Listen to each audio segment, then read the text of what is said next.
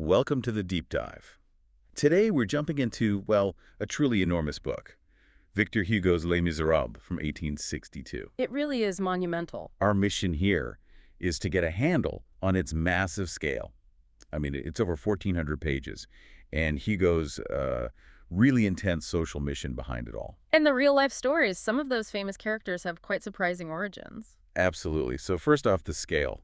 Yeah, And setting, people get this wrong a lot, right? you really do. Many think, oh, French Revolution 1789. But no, the story kicks off in 1815 and builds up to the June Rebellion in Paris in 1832. So it's not about the fall of the Bastille or anything like that. Not at all. It's set much later, dealing with the aftermath, the poverty, the struggles of ordinary people. That's why you sometimes see it called the wretched or the dispossessed. It fits. Okay, so let's dig into Hugo's purpose. This wasn't just a novel for him, was it? It felt more like a crusade. Oh, absolutely. He put it right there in the preface, no bones about it.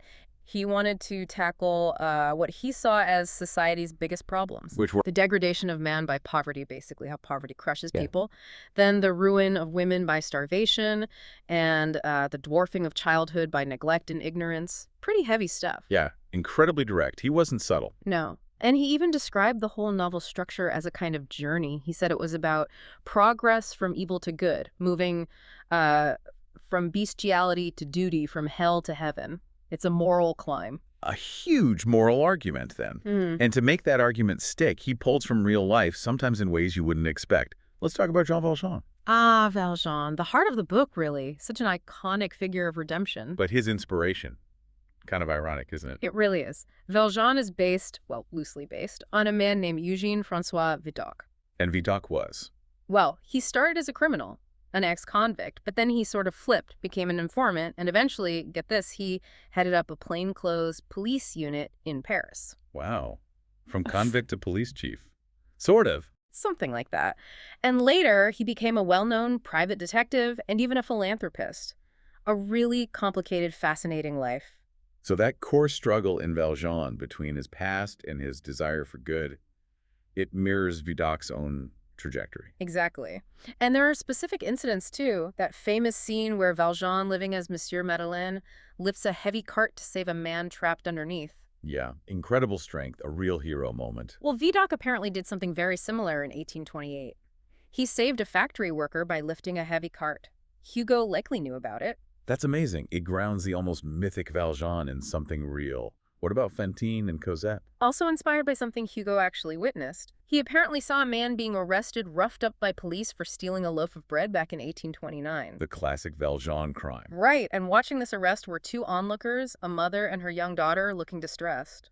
Hugo seems to have used that image, that feeling, as the seed for Fantine and little Cosette. So these core emotional pillars of the story have roots in things Hugo saw on the streets. Yes, connecting his grand ideas directly to observed suffering. But then, there are the digressions.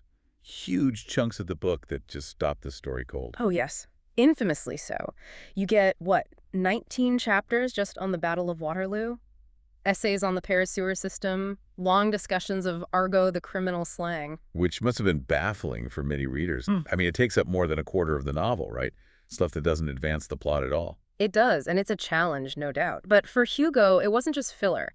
He saw it as essential context. History, philosophy, social commentary. So Waterloo wasn't just a history lesson.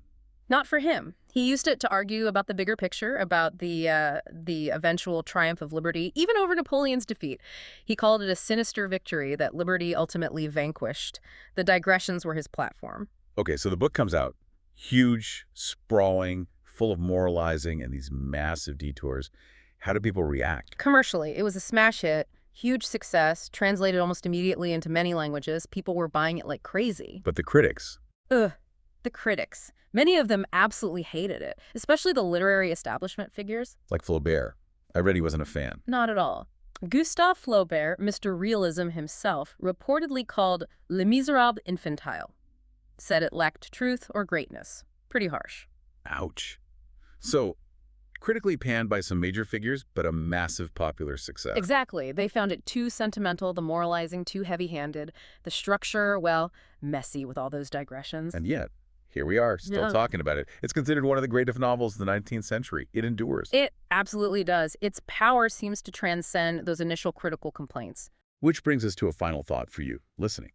What does the incredible lasting global popularity of Les Misérables, a book dismissed by sophisticated critics of its time as, overly sentimental and structurally flawed, what does that tell us about what readers truly value? Maybe it suggests that sometimes an author's passionate commitment to big ideas, to moral philosophy and social justice, can resonate more deeply and last longer than purely aesthetic perfection. Something to think about.